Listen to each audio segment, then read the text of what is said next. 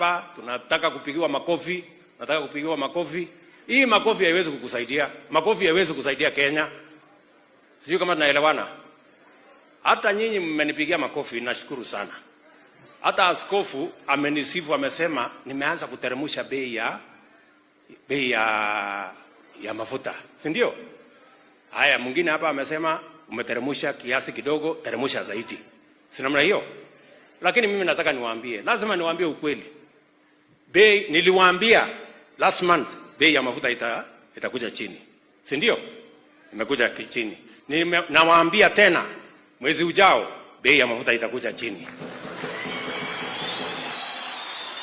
Lakini msinipigie makofi kwa sababu hakuna kazi mimi nimefanya ndio bei ya mafuta ikateremka. I did nothing. Hakuna kazi nimefanya askofu. Umenisaidia tu kunipigia makofi bure. Hakuna kitu mimi nimefanya. Kwa sababu hii bei ya mafuta sio mimi napandisha na kuteremsha. Kuna watu wengine wako na oil huko ndio wanatuletea bei kila mwezi. So ile kitu tu mimi nawatangazia ni wale ambao wanatoa hii mafuta wamepunguza bei. So inazidi na kupungua. Kazi yangu, kuna kazi lazima mimi nifanye ya kupunguza gharama ya mbolea, hiyo ni yangu mimi nitafanya.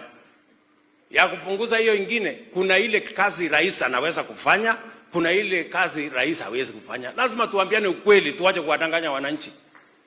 Ati rais anaweza kupunguza gharama ya mafuta, atapunguza nani?